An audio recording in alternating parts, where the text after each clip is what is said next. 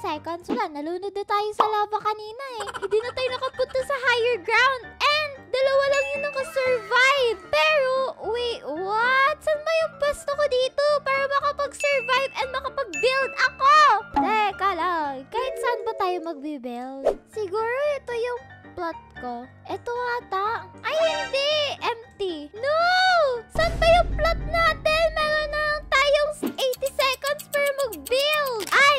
Eto pala yung plot natin, guys. So, ngayon ay mag-build tayo, no? Gagawa tayo ng bahay dun sa sky. Kasi nga, di ba, mag-rise kasi yung lava. Ooh. So, eto yung mga blocks na pwede natin gamitin. So, eto muna yung gamitin natin temporary. Uy, nandito si, si Miniana. Hi, Miniana. Uy, mag-build ka na ng mo, Miniana, kasi mag-rise na yung lava any seconds now. Ayan. Wala, kailangan natin itong bilisan, guys. Ah!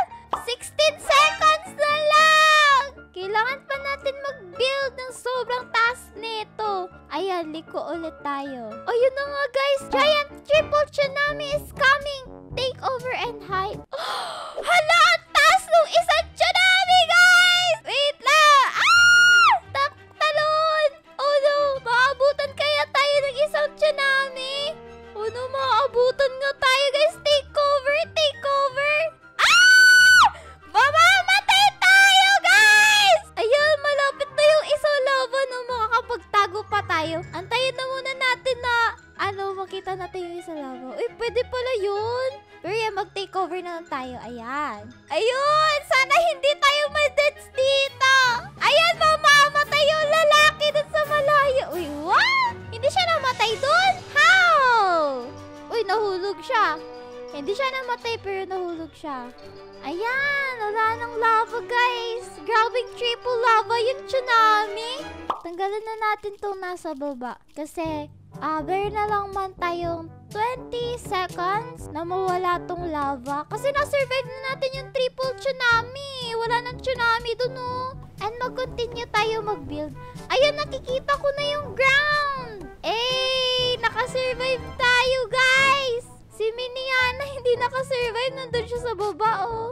1, 2, 3, 4. Ayun, 4 kaming nakasurvive, guys. Ay, wow. Ganyan yung bahay ni At. Grabe, may gumawa ng mansion doon.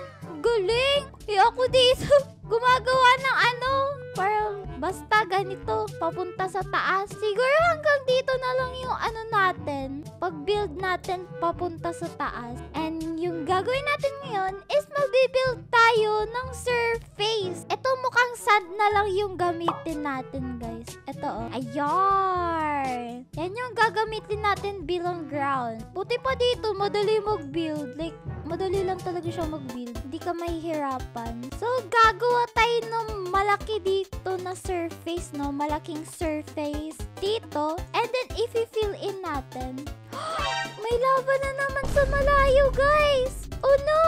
Pero okay lang, may tricks naman tayo para makapag-survive tayo doon. Wait, giant triple tsunami ulit? Wait, what? Ba't triple tsunami na naman? Grabe naman yan. Kailangan na ba natin mag-build ulit? Sige, tatakpan muna natin yung sarili natin, guys, no? Kasi para makasurvive tayo. Ayan, dito na lang natin takpan yung ating sarili. At tayo na muna natin na matapos itong round na to. Kasi meron na tayo 1 minute. Ayun, oh.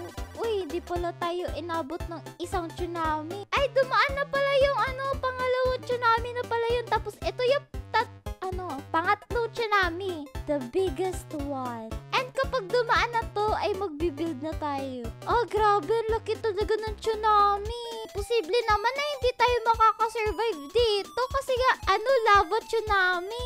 Dapat masusunog yung mga gamit namin dito, or matutunaw. Pero yeah. Guys, nahulog ako! No!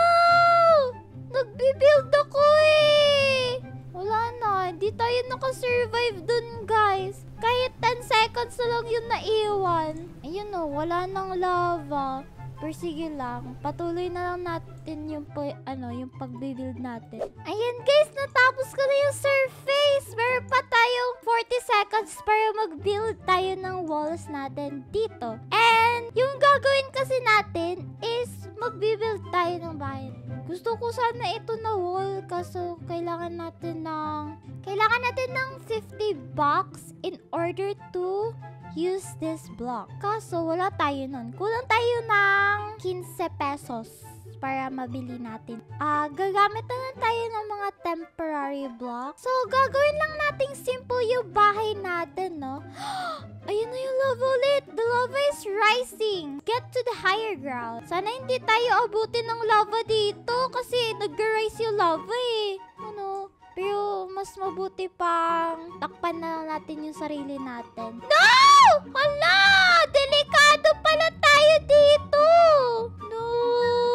Namatay na tayo 2 times. Kapag rising yung lava, nakakapasok talaga yung lava sa bahay natin. Ano ba yan? Akala ko hindi siya makakapasok kaya tinakpan ko eh. Akala ko kagaya lang siya dun sa sa tsunami. Pero hindi pala. Pero sige lang. At least alam na natin. So, yung una mo natin gagawin is, ayan, bumababa na yung lava. So, yung gagawin naman natin is gagawa tayo ng box para may parang blueprint tayo ng bahay natin. Ayan. Tapos, dito natin ilalagay yung ating living room. And dito yung ating kusina. Ayan. Kusina natin to dito. Ayun. Tapos, syempre, gagawa kasi tayo ng parang second floor din dito. Kaya, yung next naman natin gagawin eh, i-fill muna natin yung walls. Yeah. Fill muna natin yung... Wait, meron ba ditong parang glass? Meron pala ditong colored block, guys. Hindi ko alam. Eto, tatanggalin na muna natin itong dito band. Damay ko. Ayan, color white. Kasi para modern yung bahay natin. Hindi natin gagawing modern yung bahay natin, guys. Gagawin natin siyang cute. Basta cute. Yan na yung sinasabi ko. Cute siya na bahay, guys. Ayan. Yung tipong very unique siya na house. Yes. Oh, hello. May bisita tayo dito, guys. Ayan, tsunami na naman, guys. A medium wave is coming. Pero yung medium wave, parang hindi siya Wait, ano ba yung chinachat niya? Hindi ko po mag-gets. Gayahin ko na lang. Ayan, ginaya ko na yung language niya, guys. Hi! Sabi tayo ng hi. Hi! Ayan, safe ka dito sa bahay ko kasi hindi tayo abot ng tsunami. Okay. Uy, may isa na naman tayo bisita, si KM. Ang dami naman nating bisita dito, guys. Eh, hindi pa tapos yung bahay natin. Ayan. Pero sige lang. Ang liit lang ng guys, lava. Uy, nahulog ata yung isa. Uy, ba't sila tumatalon? Ayan, natapos ko na yung box na bahay, no? And, gagawa na natin siya ng bubong kasi nilagyan na din natin siya ng ceiling. Kailangan natin ng stairs para dyan. So, ayun na nga guys. Natapos ko na yung bubong ng bahay natin. Pero kailangan natin mag-survive dito sa rising lava ngayon. And in order to survive, kailangan natin mag-build up na naman. Kasi hindi tayo masasave ng bahay natin sa rising lava eh. Nasisave lang tayo ng bahay natin sa tsunami. Kaya tara. Ayun, sana hindi tayo maabutan ng rising lava tapos ang bagal pa ng pag-rise. Oh, wait, what? Hanggang doon lang pala yung pag-angat niya. No! Pero yeah, at least nakasurvive tayo. Yay! And meron na pala tayo 105 na pera, hindi ko napansin. So, ibig sabihin ay mabibili na natin to. Kaso, hindi naman natin yan kailangan na eh. Kaya ito na lang yung bibilhin natin para sa flooring ng bahay natin. So, dito tayo maggawa ng pintuan and then i-delete natin itong ground para magawa natin siya ng floor. Pagkatapos natin i-build yung bahay natin, ay gagawa din tayo ng swimming pool. Yes, gagawa tayo ng swimming pool. Hey, nakikita ko pa yung ilalim. Kailangan natin mag-ingat para hindi tayo mahulog. Ayan! Ayun! Ang ganda ng flooring natin, guys! I-delete natin to. Ayun! And maglalagay tayo ng mga bintana syempre pintuan para walang makapasok na ibang tao dito sa bahay natin. And, hala, kailangan ng pera. Ano ba yun? Uy, pero may libre ditong door. Ito na lang yung gagamitin natin. Yun. Doon tayo sa libre, guys. Hala, hindi pa ma-place. Ay, window siya, guys. Wait, what? Anong klaseng window to? Naku, ang pangit. Uy, lava is rising. Sana hindi tayo abutin ng lava dito. Ano ba yan? Ang pangit. Meron naman tayong 55 pa na pera. Ano to? Hindi ko alam to. Pero gusto ko to siya bilhin. Ay, ladder pala. Huwag pala. Ano ba yan? Wala tayong pang pintuan, guys. Kailangan pa natin mag-ipon. Ayan, maglagay tayo ng bed dyan. Ang simple lang ng bahay natin. Pero sige lang. Gagandahan natin tong bahay natin, guys. And maglalagay tayo ng ibang furnitures dito. Yan, dyan yung kitchen sink natin. Dyan tayo maghuhugas ng plato. And then yung sofa is dito natin siya ilalagay. And yung ref natin ay syempre katabi siya ng kitchen sink para malupet.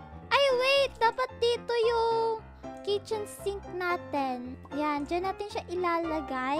And then dito din. And syempre maglalagay din tayo ng table dyan para dyan natin ilalagay yung mga gamit natin. Wait, tanggalin natin yan. Palitan natin ng... Ayan! Para may lagayan tayo ng mga damit natin. Uy, grabe. Parang, ang liit ko naman. Ang liit ko masyado. Tapos shower. Dito na lang kaya natin May tao dito si Jayden! Hi, Jayden! May tao dito sa bahay natin, guys. Ay, mali siya. Ano ba itsura neto? Di ko ma-picture. Ganyan ba dapat yung pagkakalagay? Ayun, ganyan nga. Hi, Jayden! Welcome! Uy, makikiligo ka ba? Wala pang dito eh. Di pa ako nakakapaglagay ng tubig. Landscaping. Uy, ito yung favorite part ko, guys. Yung favorite part ko talaga is yung magde-design tayo sa labas ng bahay natin. Ayan, color blue na flowers. And then maglalagay din tayo ng red. A gargantuan tsunami take over and hide in a bunk. Oh no, kailangan na natin mag-hide dito. Pero, pwede naman natin tayo mag-build habang nag-hide. Oy, pasok ka dito! Wag na lang. Ayun yata. Ayan, magtago na muna tayo dito sa ating bunker, guys. So, kailangan natin magtago dito sa ating bunker para makasurvive tayo sa gargantuan tsunami. Ayun, parang dumaan na yung gargantuan, guys. Wala naman nangyari sa atin eh. Kaya patuloy na tayo sa ating pagdedesign.